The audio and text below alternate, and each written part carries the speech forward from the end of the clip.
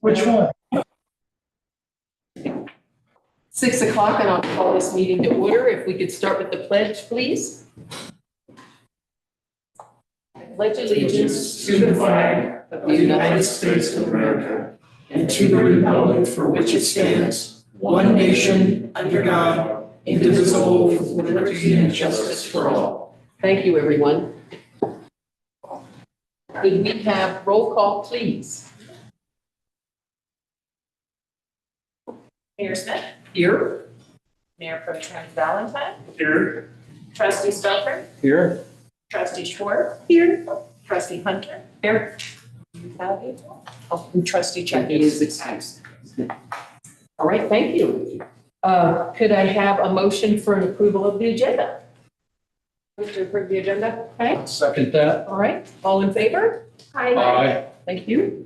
So we'll move on to actions and presentations, and we're going to go into executive session right out of the gate. I need a motion to that effect, please. I move that we go into executive session for a conference of water attorney Jerry Kalaya for the purpose of receiving legal advice on specific legal questions under CRS section 24-6-402 4B regarding the town's code revision and water regulations.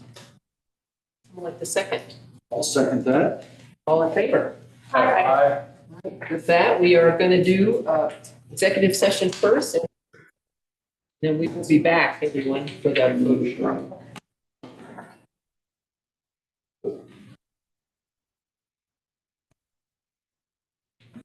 We have a lot more business after, right? What? We have a lot more business. Oh, yeah. I'm hoping we get out of it. But I'm not sure about Oh, you guys.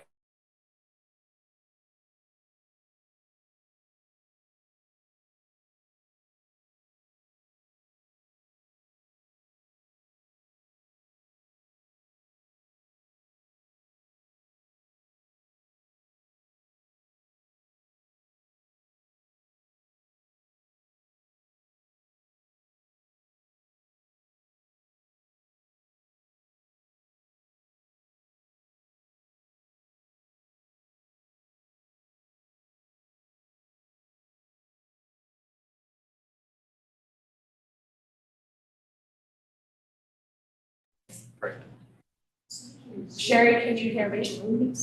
You need to join the breakout. Okay, let me do that. I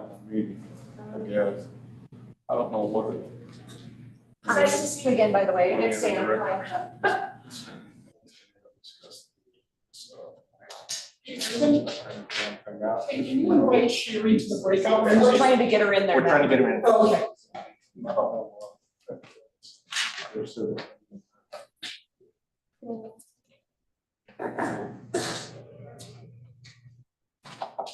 We were never invited to be part of the process.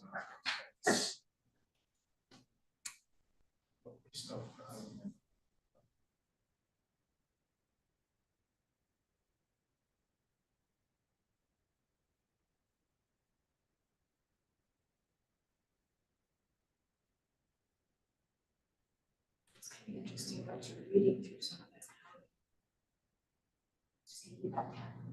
Like you said, they debate on this stuff. And they're not responsible. Yeah. They also say that we have to consider this. We're not going to expect these. And then they say it's like anything about it. For example, whatever it is. Watch it. It's not kind of, right?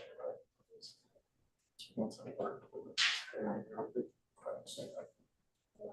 That's really bad, but it's- Do you mind if I? Yes, it is.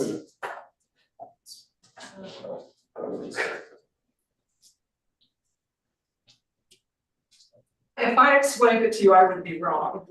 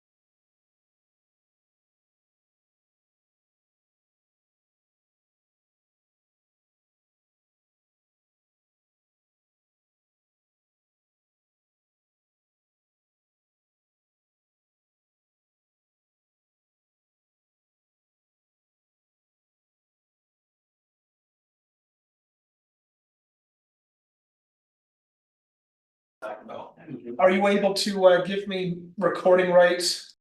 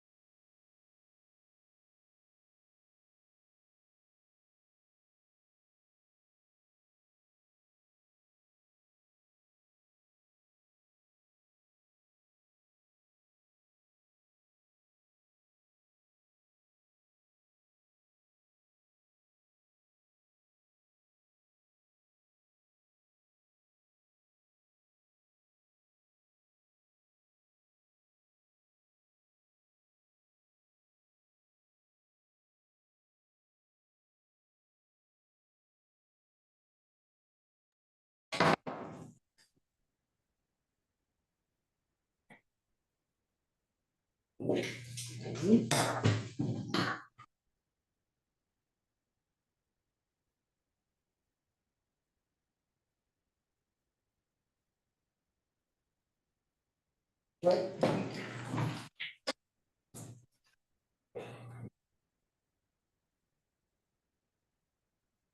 time is now 7:11 PM and the executive session has been concluded. The participants in the executive session were Leslie Kuzmeyer, Ms. Kaloya, Administrator Nguyen, Trustee Stelter, myself, Mayor Paige Smith, Trustee Valentine, Trustee Schwartz, and Trustee Hunter.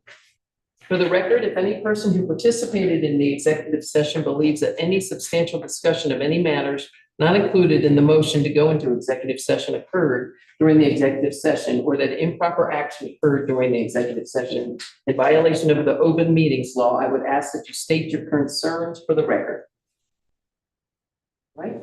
Hearing none, the next agenda item is the discussion and guidance on the code rewrite with Leslie Kuzmeyer, Sustainable Solutions. And at this time, this is a discussion amongst the trustees, and we will not be taking public comment at this meeting because there will be there will be continued meetings, which will be open for public comment. So at this point, I'm going to turn it over to Leslie Kuzmeyer. Okay, so the reason I'm here tonight is I need you to give me direction on certain sort of broad-based, what you want in the code, on a few items. That I want to make clear that what you're going to tell me is not what's going to show up in the final code. It's just that we have some draft language. We've got to have a complete code for people to review. And then, you know, there'll be a process to be able to comment on all that. And then. And I'm gonna leave. Is that okay? Thanks. Thank you. Thank you. So there's a few things that are holding me up. I need the comp plan, the approved comp plan. Do you have any idea when you are going to have that approved? It's the next agenda item after you're finished with your presentation. Oh, really? Talk about the timeline. Oh, okay, because I can't do chapter 16 without it. I read the draft and it considerably varies from what you have now. So I need to match chapter 16 to your comp plan. And then the police chief is working with the town attorney. They want to rewrite the general offenses and the model traffic code. I think the model traffic, I'm not sure it's up to date. Stefan is here? No. Okay, I'm not sure it's up to date, but anyway, they're working on that.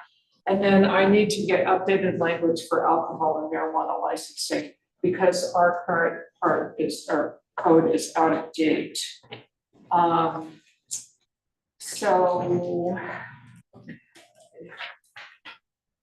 So I wanted to talk a little bit about when the code would be done. I listened to the meeting when you approved me as the consultant, and there was a thought that I could write this in 2 months. And I could. That is not the longest part of the code. You know, it's you guys figuring out what you want to do, how you want to word stuff, and you've got a long code. I am making it shorter because you've got a lot of pages that are duplicates. So I had no idea how that happened. And I'm kind of trying to make the language more concise. But I don't see that we're going to be done by the deadline that was in the RFP. Can you extend that, Rena? Can you? We haven't asked for an extension of that one, so I'm sure we can. Because I see, you know, like, I think you already know, we're going to have a lot of discussion. So let's just start one by one. So I understand you in the code, and did you update the personnel manual? So the personnel manual is also a problem that needs to be addressed for this subject. I understand you want a counselor manager form of government. I have talked with your town attorney about a lot of these issues, and he is strongly recommending that you go with one. So does CERSA, because it decreases the liability of having trustees involved in day-to-day decisions, and which increases your liability. And we had a discussion about that, I think, when I was here, but I want to make sure that that's what you want. Does everybody understand what that is? Council manager form of government? Would you just explain just quickly? Sure, so the statutes, one of the things, and I know from working here, that you have a lot of people that go to the state statutes and decide what is true or not. The problem with the state statutes, especially around statutory towns and cities, is they were written in the 1800s. And so they were written at times when communities were so small, and there was no such thing as professional staff. There wasn't the kind of government accounting stuff that you have now and all these compliance things. So the state statute for towns says that the mayor is in charge of the day-to-day functions of the staff. So the mayor would be coming in every day to direct the staff on what they should be doing. And then the trustees have some role in that. So there are some towns that have that. They tend to be really small because they can't afford a city manager. They're so small. The problem with that is because when I always like to say the town clerk in the statute, the main job description was that you had to have good handwriting. So we're way past that stage. I mean, Samara is one of those people that has to have compliance and regulations. I mean, they're legion. And with the council manager form of government, if the administrator is handling the day-to-day operations, then the CERCLA will cover that. They have a problem when the mayor and the board of trustees are involved in that. And I have seen codes that are like that, but most, in a statute, this is a legal issue, but in a statutory town, the attorney will write in the requirements for that without calling it a council manager form of government. So, but most everybody's done that nowadays. I just, that's a quick little thing. So does it have to be council manager? It can be trustee manager? Since we're not a No, council, a council manager, that's the term. it has to be the term council. Yeah, because you actually, in your situation, you have town administrator, but So it doesn't matter. that's the explanation of the system of a council. Okay, so that we will maintain those two words. We wouldn't use those words. Oh. That's a fast way of saying, is that the form of government you want? We'll just write it so it's that form of government. Do we need a motion to give you direction on these? No, I just need to know kind of straw vote, what. Does anybody have an objection to that? And then, just so you know, you've got a lot of code language that is not subject to ordinance, and the glaring one was printing every single franchise contract you have in your code. That's not what a code's for, to put your contracts in. So I'm going to be removing code language, and we've had a staff discussion on that's not subject to ordinance. There's a lot of things like dark sky should have been a resolution or guideline because it's not enforceable. And in order to be in the code, it's a law. It's not a temporary law, it's a law.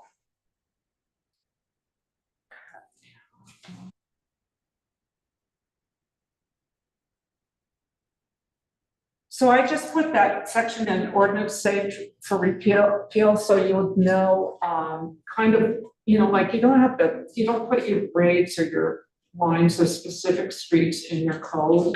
That might be in your specs, but not in your code. We already talked about contracts.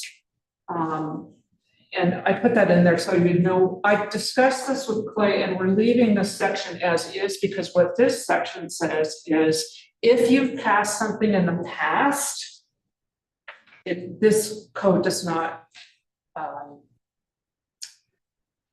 cancel that out if it's something that was an ordinance in the past. And also, you can't have temporary taxes with Tabor. I don't know why maybe Paonia a long time ago had a temporary tax, because it talks about that. Okay, so definitions, here's what a couple of examples. I'm working a lot with the definitions. You've got definitions all over your code, which is a problem, because there are some definitions like unit, dwelling unit, or single-family home that have to be applied in various sections. So I'm making a chapter 3 that's just definitions, and anything that applies to more than one section will go in that chapter 3. There's one code section that is that has definitions that are all specific just to that code. I'm not messing with that. But here are some examples. And this is unfortunately something that a lot of small towns don't understand. A variance has been defined by the Supreme Court of the US. They're not something that you hand out because somebody doesn't like the code or thinks they can't. They have very specific criteria you have to meet in order to grant them. In your code, you use variance in a whole bunch of places. I'm changing that to waiver, which is different.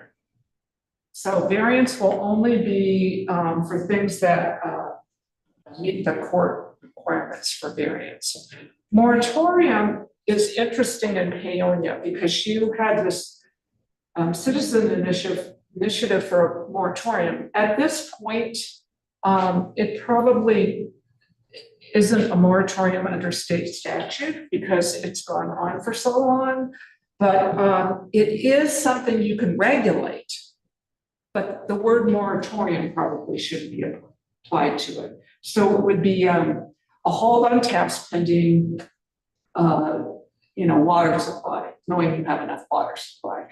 So I talked to Clay about this. We want to define moratorium as the state statute has it, and then we can still call it a water moratorium and define it differently, but we need to give different definitions to those, if that makes sense to you.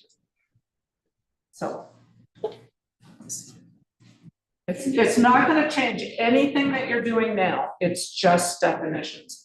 And then I found this interesting. You have the word garbage, and there's 2 different definitions for the word garbage. So I'm changing the one in the sewer code to food waste because you also use garbage in your sanitation ordinance, which is totally different. There's a lack of clarity about who's authorized, and there's often, particularly around animal ordinances, a whole bunch of positions that are authorized that you don't have. So we're going to change that to just get rid of your non-existent and how people get authorized. If you just use the word authorized, the person authorized, who authorizes them? We've got to define who is authorizing that person. We're going to write in the make them conform to state and federal law, and that's going to be a big issue, probably mostly in water and sewer.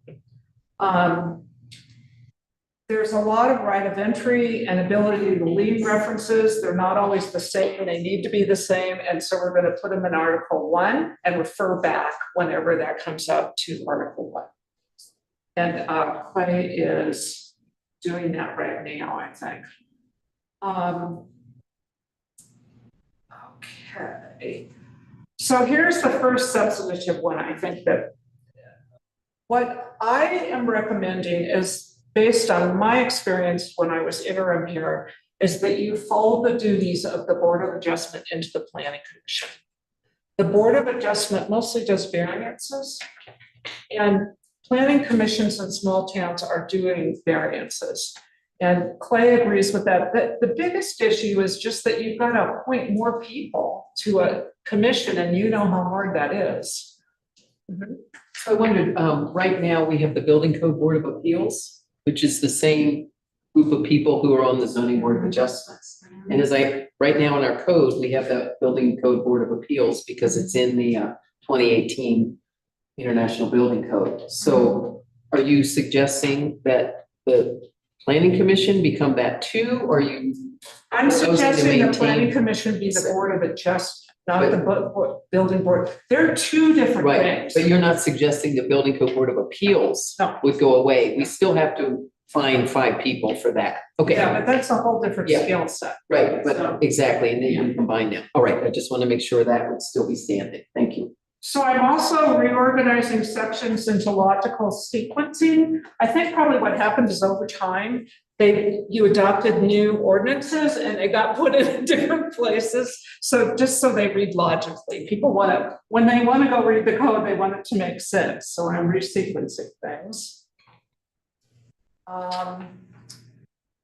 Okay, so I'm only adding this in because I know that there is confusion about the state statute with the planning commission. So I've just put in that the clerk can cancel a meeting if there is no business to consider.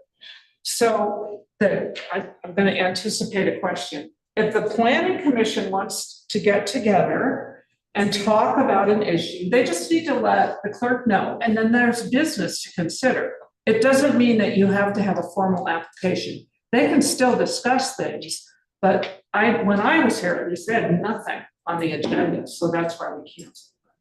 And you could do that. That's the state statute says may have a meeting every time. The thing that's come up is that the board wants to meet. And they have to have an agenda because we now require an agenda and record to be kept. So that means that we have to have an employee here for that. And is that going to be folded into this? That if they're having a meeting and there's no business to be transacted, Right. and they still want to make discussion, that's part of the agenda. So Right. They have to have an agenda. And I think your code already says that meetings has to go to the clerk, Yes. but we'll strengthen that. Okay. I mean, you don't want any meetings happening without the clerk because there's so many regulations about how you have a meeting and here's your experts. So. I have a question on that one. I'm looking at the CRS 2023, year 2023. Again, I know it's not a certified copy. But section 3123-204 says the commission shall hold at least one regular meeting in each month. It doesn't say may, at least in the version I'm looking at. The word that I recently saw was may, but I can check on that. Clay doesn't think there's any problems. Please verify that. Because, my background is that I'm an urban planner and that's what I did in Glenwood. And we canceled meetings when we didn't have business. Right, and that makes perfect sense to me. I want to be really sure that we don't do anything to prevent the planning commission from meeting if they, as a commission, deem it necessary. So they. But I also just want to address the language in the CRF that They says can shall. establish that there's business, and that's a good question for Clay. We can talk about that, because as I said before, the statutes are not the final answer. You have to know case law. So that's something that I can have or ask Clay to clarify. Thank you. The tree board right now has broad policy direction over a myriad of different people. I actually had an issue with that when I was interim. I think the tree board needs to have policy direction to the board, not to staff. The tree board should not be coming to Stefan and saying, okay, we want you to do this instead of that. So I'm gonna rewrite that so that they respond to you, just like the planning commission. Anybody have a problem with that? Okay. Committee authority, I think you already addressed it and I didn't know that, and for that you get an A. Yeah, I know. Some things happened after I left, but I wasn't aware of. This does not happen in everybody's code, but it's becoming more and more common, I think, because of the political situation that we're in over the last years. to have a board of trustees, ethics code in the code. Are you interested in that? I'd be curious about, do we sign or like, do we sign it when we have new board members? How is it enforced? Are these best practices? If it's in your code, you have to follow it. Oh, sure, thank you. And it would help, because it, you know, as you know, that you have to have written charges for removal. It would help establish some of those criteria. If you want it, we can put it in, you can take it out later, but I need to know if you'd like to put something like that in. Involves. Okay, yeah, okay, and then it can be discussed. Sierra Edge has actually been the town that's really done a lot of work with that. A nearby town. Okay,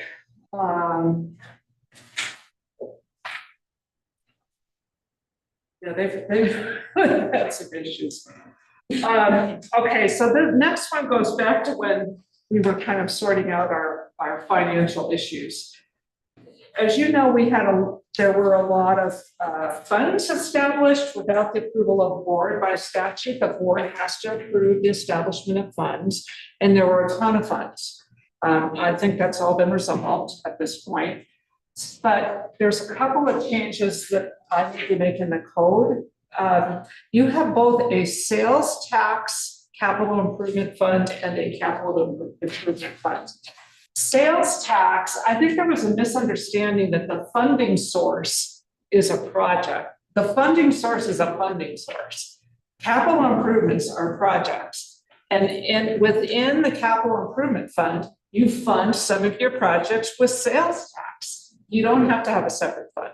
So I'm combining those, and I did talk with Stefan about that, if there's any problem with that. Removing the sidewalk fund, again, when you decide what you're gonna do with the sidewalk fund, that's a revenue source for your capital improvement fund, which is different than needing a whole separate fund. So does that mean that it's no longer denoted as the sidewalk fund? No, it wouldn't be called a fund. It's an account within the capital improvement fund. So the way that works is that, you know, you have your revenue side, you've seen your budget, and it would have sidewalk fund, and it would have the revenue. And then lower down, you have your sidewalk projects. And within Casella, you can restrict your revenues to only certain projects. Okay. So it doesn't mean you can spend your sidewalk fund on anything, it's still dedicated. It's a sub-fund underneath your main fund, which is in this case, your capital. Yeah. Don't forget 15. 15 on your. That's the sanitation. and everything goes. Oh, okay, so you don't, at this point, and this is another discussion I had with Clay. Your sanitation function, which is trash collection, basically, is not established as an enterprise fund. And you're running it as an enterprise fund. So we need to make the code. So there's two parts that have to happen. We have to establish the sanitation enterprise fund, and we have to establish sanitation as an enterprise. So we're gonna.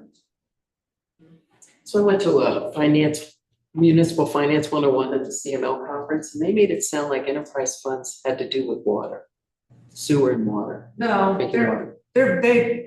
Denver Airport is an enterprise fund. Okay, so then the distinction is you don't have to get voter approval to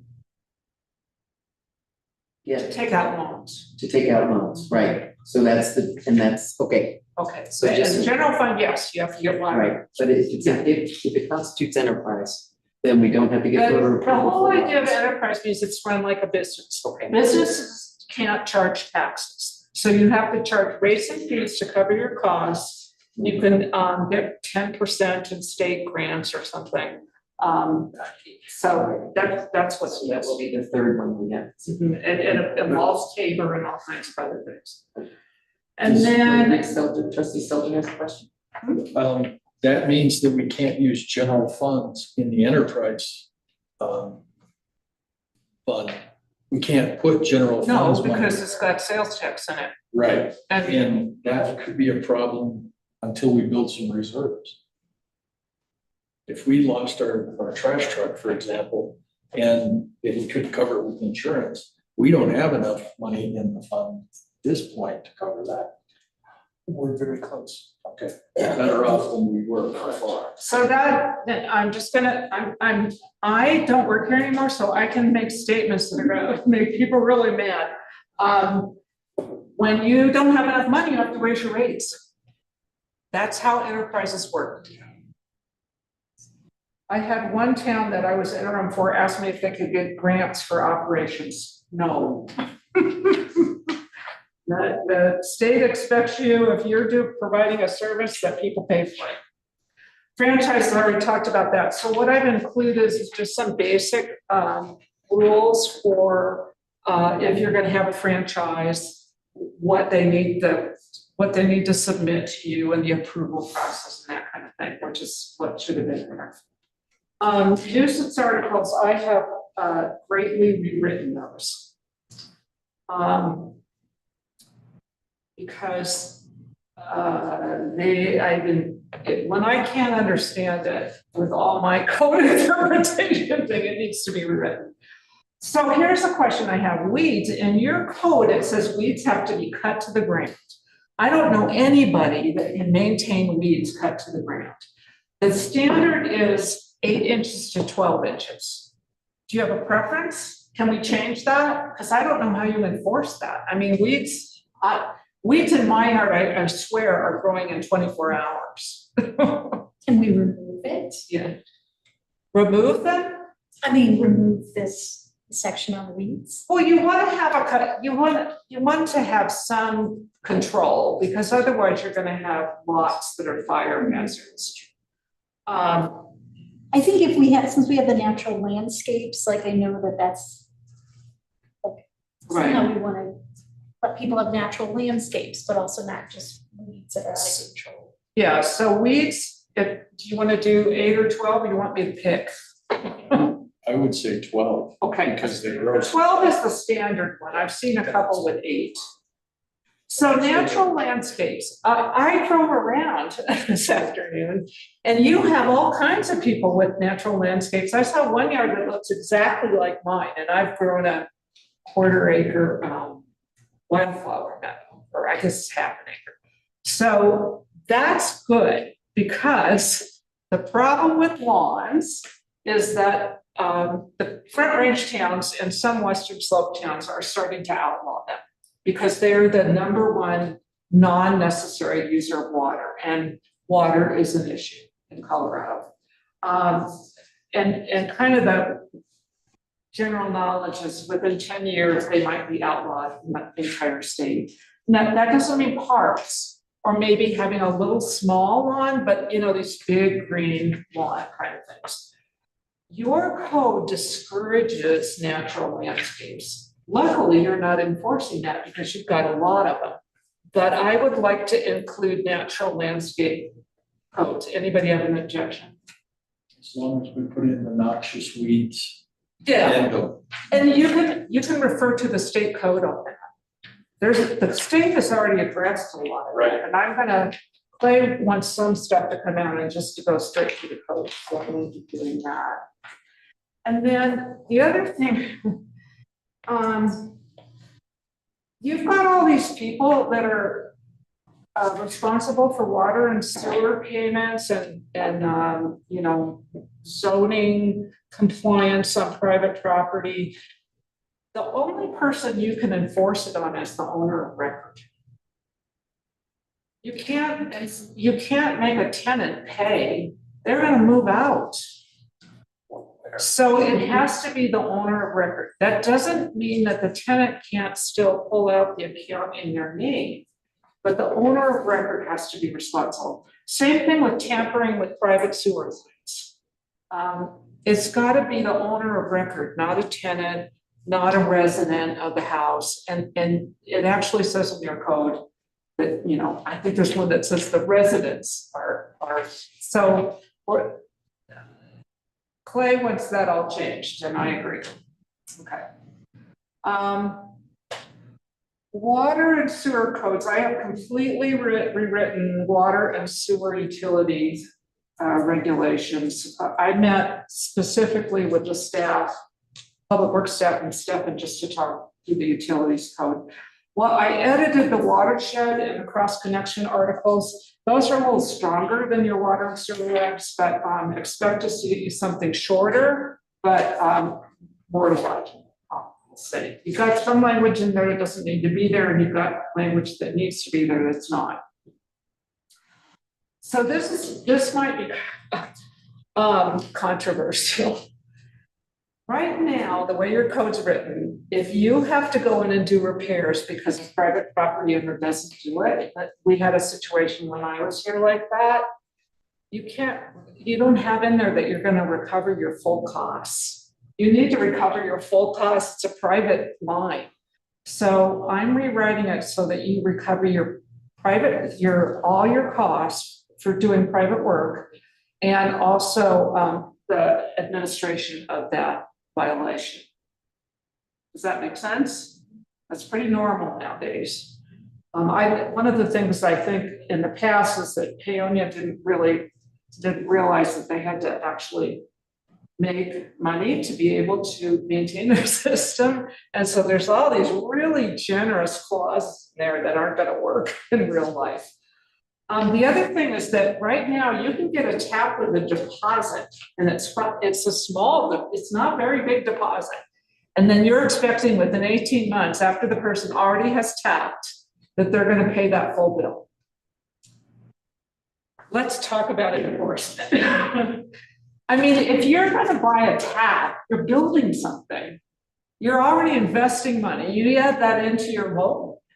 So I think you need to go to full payment of tap before you get to tap. And by the way, for anybody who, I was under the wrong impression for you. I thought there was a tap, like a tap that you buy. A tap is a right. You're buying a right to connect to the system. Okay, and then as you know, we did draft an ordinance to that affects out-of-town water users. You know, just kind of a short story.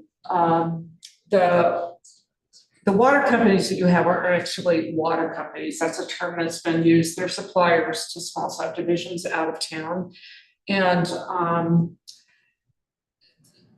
everybody has to meet state standards. So this kind of instead of trying to get agreements where you never had agreements, or get agreements where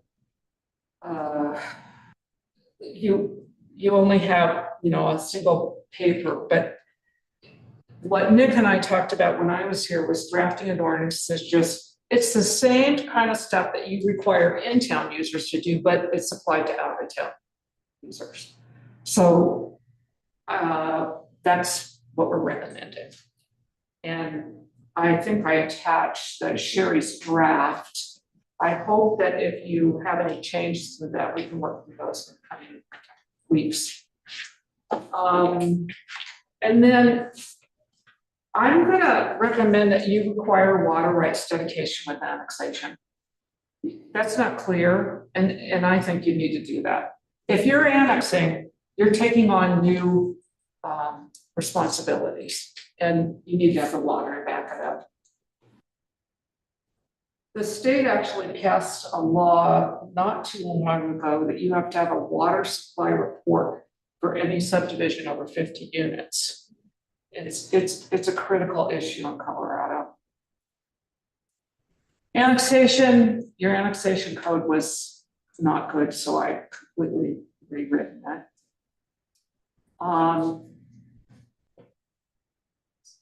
I'm renaming chapter 16 land use regulations instead of zoning, because it has all your land use regulations. It has more than zoning. Here's the big issue though. You have a separate section regulating formula businesses, which another word for that is chains or franchises. That has been struck down by the courts numerous times. You can't do that anymore. So the rule is you have to treat all businesses the same. Whether they're a franchise or a mom and pop, they have to have the same regulations. Usually towns, and it looks like that's why Paoneer's code has formula business regulations, is that they don't want it to look like, we had this big issue when Walmart came to Glenwood Springs about it looking like a Walmart. You can handle, if that's an issue for you, you don't want Taco Bell to look like Taco Bell. You want it to look like the rest of your, existing businesses. You can do it through design standards that are applied to all businesses. Are you interested in doing that? Because we have to take that formula business section out.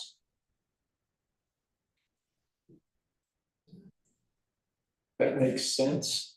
In many ways, and our sign code also could be rewritten to make sure that it covers, we can't have golden arches, 40 feet high. Yeah. That's the way that Aspen did it, and it worked out really well. Mm-hmm. I mean, towns have successfully done that. I But would tend to be okay with that on a very limited basis. Design standards for, like you said, it wouldn't just apply to franchises, it would apply to every business. And are we telling people now that we want uniformity and this is how we want things to look, or are we just restricting some things that may oftentimes fall under those big box type stores? so I ran across one set of design standards that were pretty simple. They talked about character and described the character of the town. And that's kind of where I think you should go. They wouldn't apply to existing businesses. They would apply to new construction. And I think, first of all, I'm opposed to uniformity. Those of us in my profession like to remember when Breckenridge passed their first design standards and they ended up with these awful pink and purple buildings that they have since fixed, but it was awful. I mean, it just destroyed Breckenridge. I did the Telluride design standards, one of many people, and we definitely made sure that things did not look alike. It's more of a character thing that you go after. Mm-hmm. If there's a design review committee, please make it the planning commission. I don't want to. No, well, the administrator should be doing that anyway, sorry, I'm taking it away. Right. Okay, land use. So so you know, the land use and building chapters, they're gonna be cleaned up. I know there's stuff in the building code that needs to go back into 16. I'm aware of all that. Dark sky regulations. Right now, they're in your code, they're totally unenforceable. Do you want them in your code or do you want them to still be guidelines? Can I just say that just 2 nights ago, we became nationally recognized as a dark sky community, International. internationally. So aren't you required to have them in your code then? Because I've worked for a couple of, okay, so I'm gonna make them. I mean, I don't know the answer to that, I just wanted to set. Yeah, We're right. supposed to. Yeah, and then they've got all these specs that you have to follow Right. or you lose your certification. So I'll make those regulations because right now they are not. So that's it.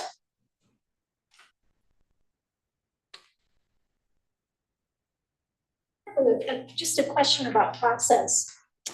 What's the role of the planning commission in this? Like, when you get this all drafted, will it go to the planning commission first and then us? Or is it? I would rather go I'd like 2 workshops. One for the board only to go over the draft code for all the sections except the land use sections. And then I'd like another workshop with the planning commission and the board to go over those sections. I don't want to go straight with the planning commission because you're ultimately deciding. not the planning commission. On the comp plan, the planning commission has state authority to run the comp plan, but not for regulations. So I think a joint meeting to go over those would work better. That makes sense. You're talking specifically land use code, right? Just the land use sections for the planning commission, not the other sections.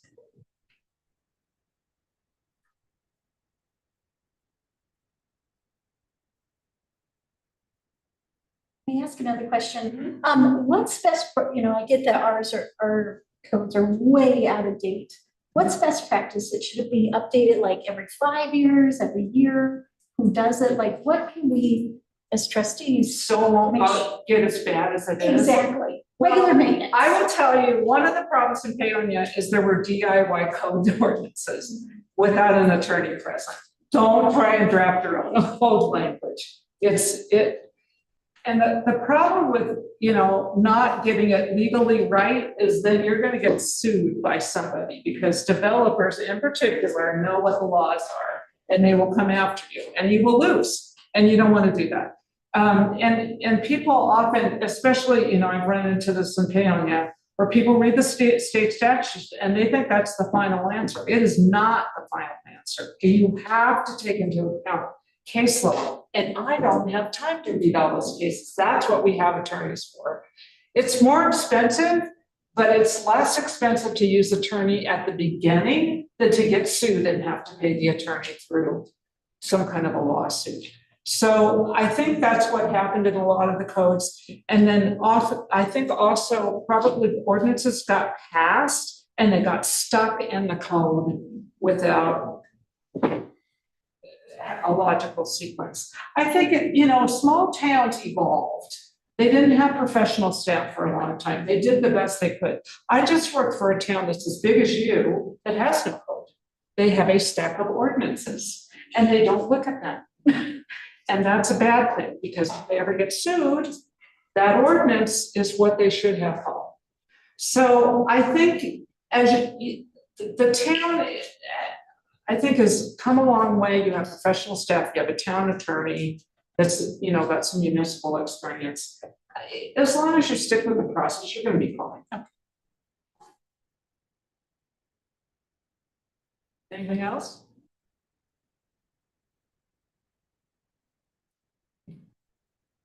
What you need? Yeah. It went faster than I thought.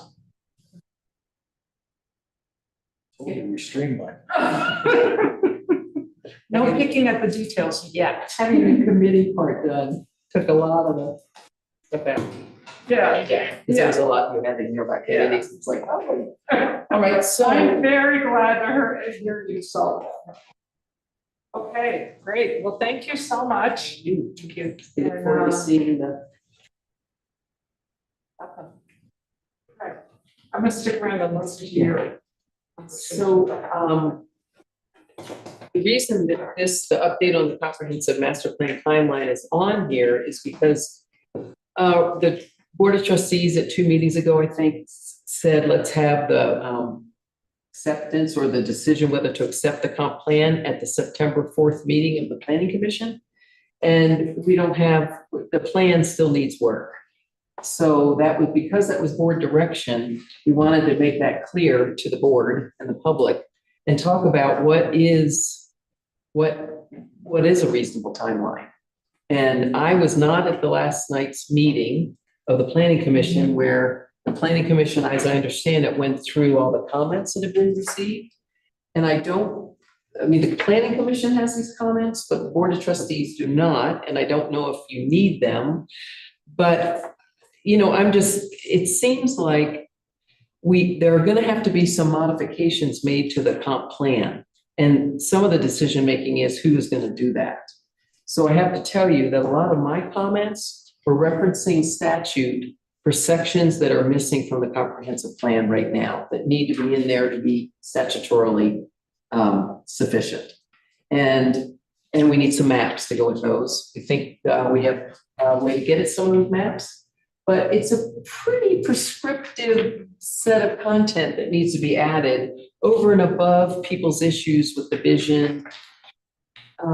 So I think we need to talk about that Because, you know, frankly, my advice is that the administrator do a lot of that work because he's versed on comprehensive plans and knows what those elements should look like.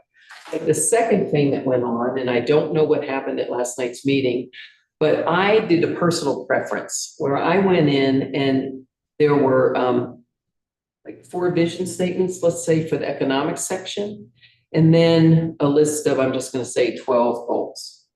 And I found that cumbersome. So I kind of went in and said, how about if we put certain goals with certain visions and call the visions become objectives and the goals go under those objectives, so that's a little clearer. If you have a specific objective, what are the goals you look at to achieve that? Now, I only did it on 2 sections and they were the easier ones to do. But, and I don't know how that was, if that was discussed last night, whether they object that reconfiguration, because it's really just how my brain works.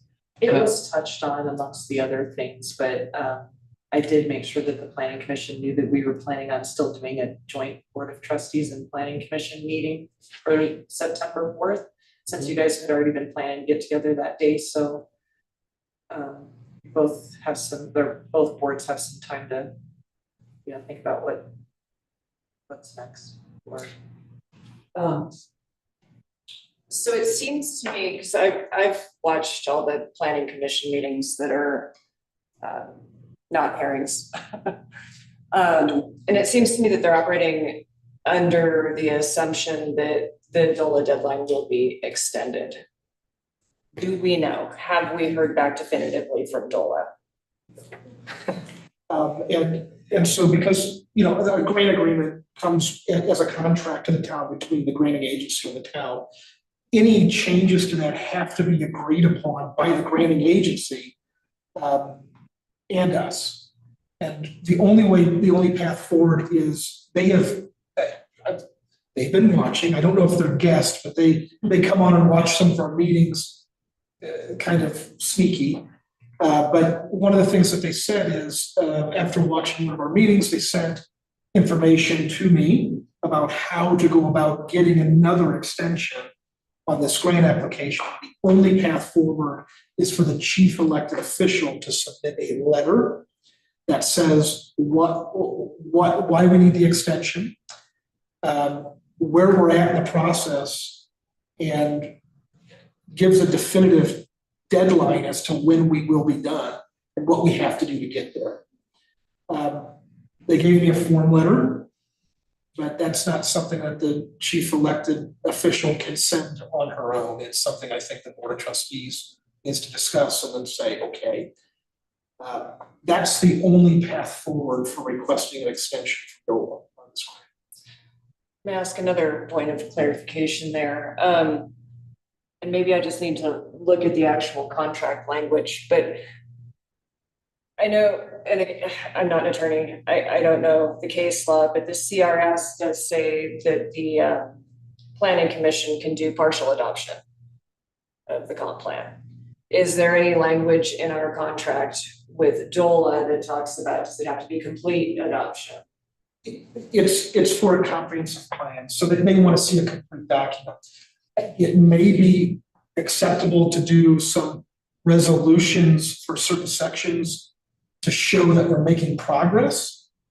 I don't know. I don't know what they're going to come back and say once they receive a letter. My question is, do we have a realistic timeline at this point? I can't answer that. I didn't hear, I watched the meeting last night from Zoom, I didn't see that. No, my feeling on it is the goal post and set a date.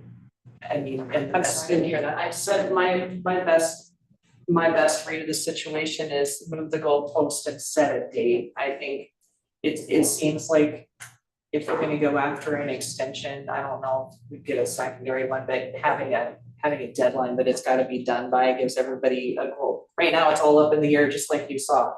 So I think actually figuring out a realistic date setting it is probably the best way to forward, but Stefan's better judge of that than I am, so. This is a point I'm not entirely clear on because I know that the board directs the planning commission and the planning commission is responsible for the master plan. Can we as a body offer them direction or even a suggestion that we can keep moving forward, they can keep moving forward with the changes that they want to make, but if we are unable to get an extension, that they move forward as is before we lose the grant money, basically. Yes. Yeah, so there's about $800 left on the existing contract with Phoenix Rising Resources. They're done. I mean, there's no more money left on that agreement for them to cover any sort of additional work that we may require.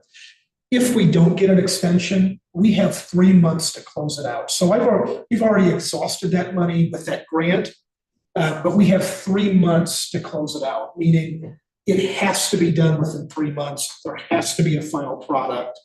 But we can't, after the deadline, that $800 or whatever's left, we can't seek reimbursement for. Can you say 3 months from when?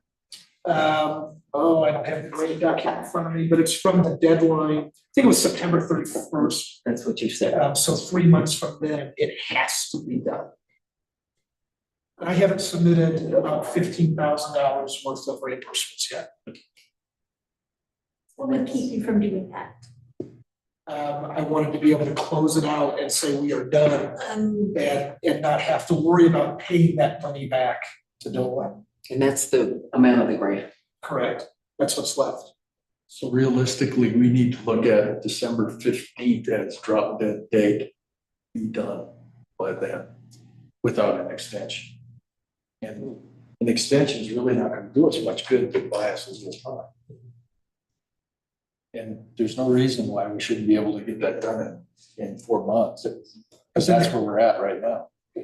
Right. And the question then, even if we were to do that, the question remains, who's going to do this work, right? As the mayor had said, I've done 2 other comprehensive plans in 2 different states and seen them through to completion. They're still being utilized and used today. Yes, comprehensive plans are made to be amended. And so, yeah, there may have been some amendments, but they're still using that main document.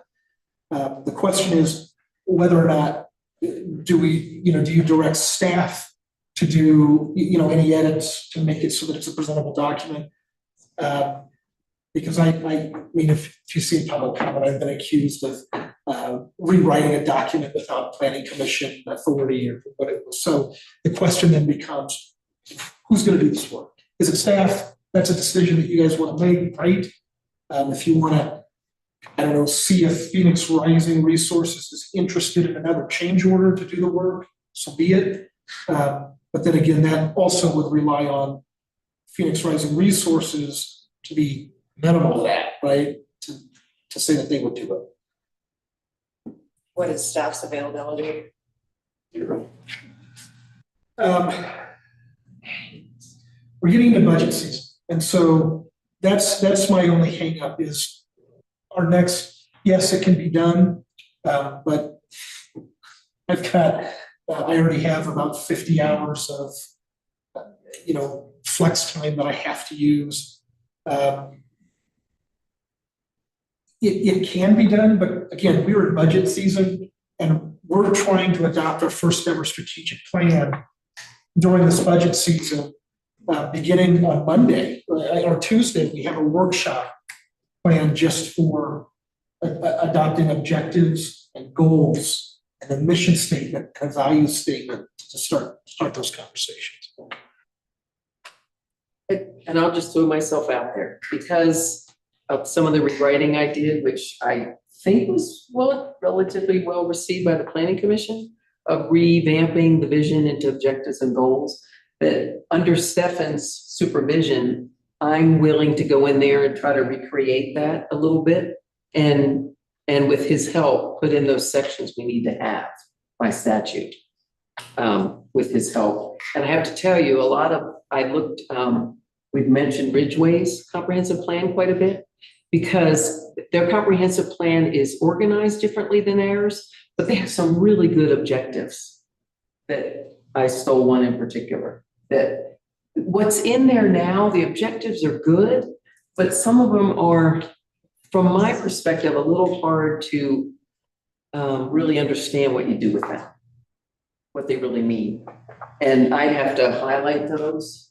And it's just my personal preference, but the comments that were made were kind of high-level comments and had to do with vision, which is something that I think people have to talk about, whether they want to change the vision that came out from Phoenix Rising.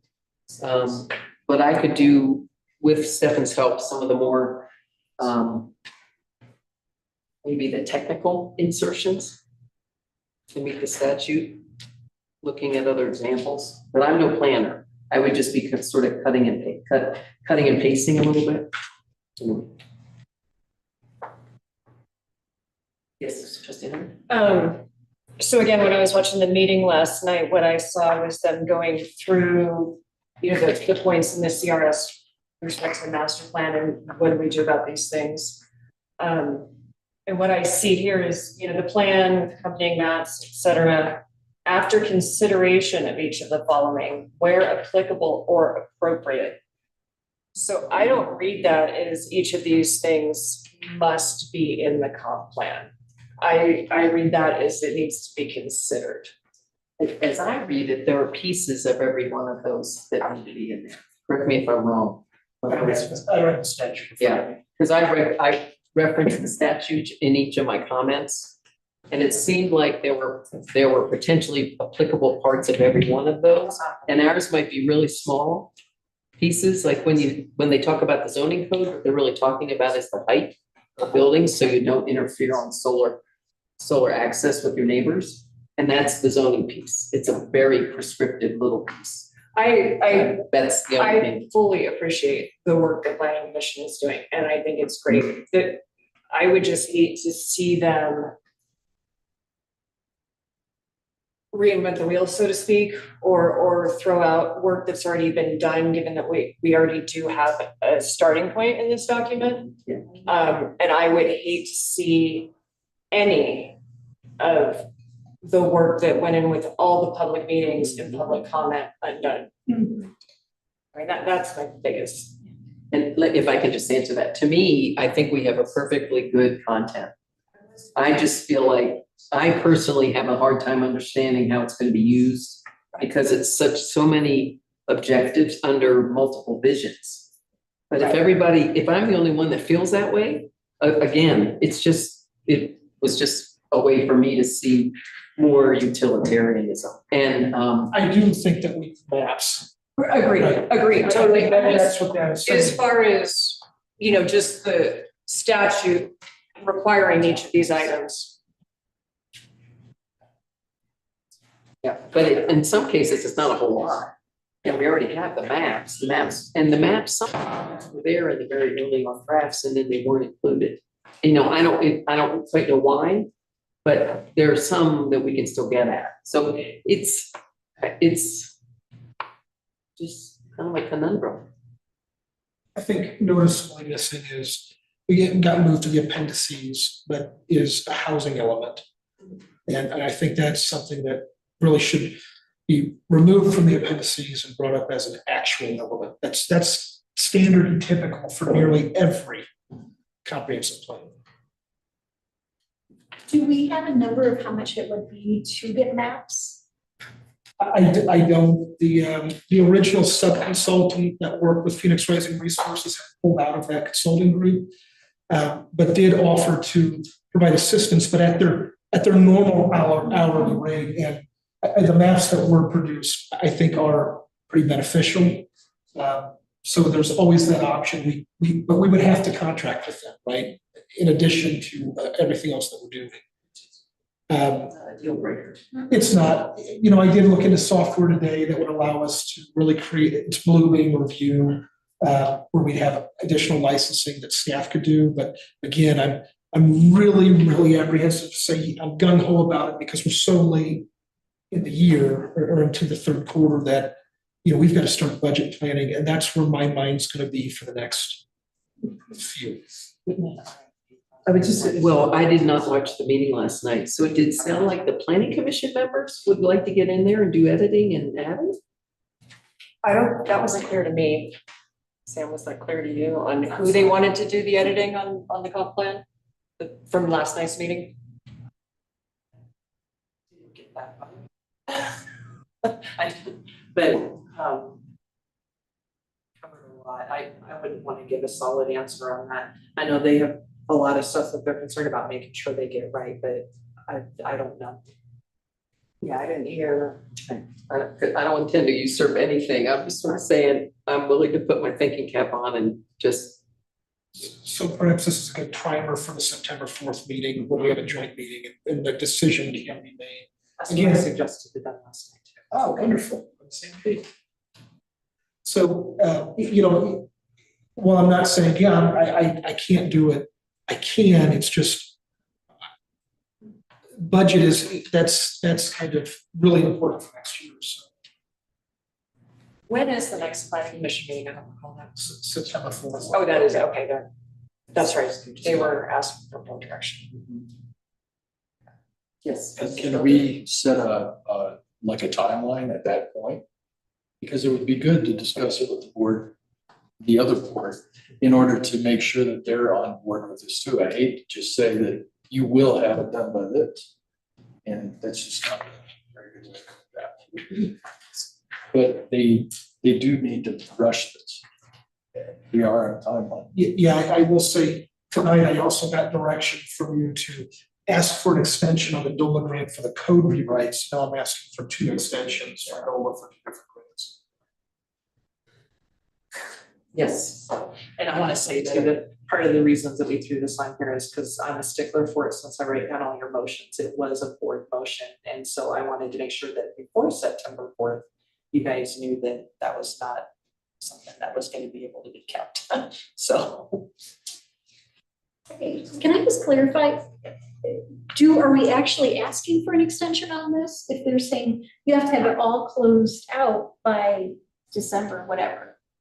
It's not really an extension. I mean, that seems like a reasonable timeframe to finish this. The caveat is, if we're not finished by December, Oh, then we lose that. then it wouldn't just be losing money.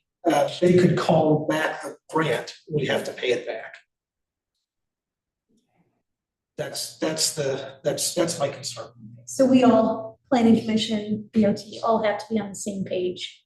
That's what that would be. So if I do seek reimbursement, we get it back and we've exhausted that entire $25,000 grant, and we don't meet our timeline on December 15th or, you know, whatever that actual be, it's actually December 30th.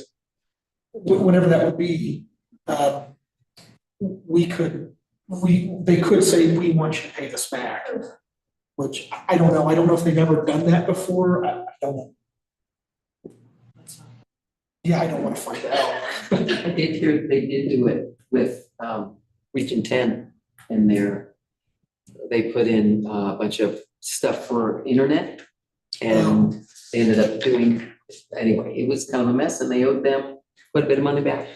So there are instances where they say, no, you got to give it back. It was a lot more money than that, different scenario, but anyway, that was when I learned that they will do it if they feel that it's the way the public money was set up and we need it back. So I can't say this, but.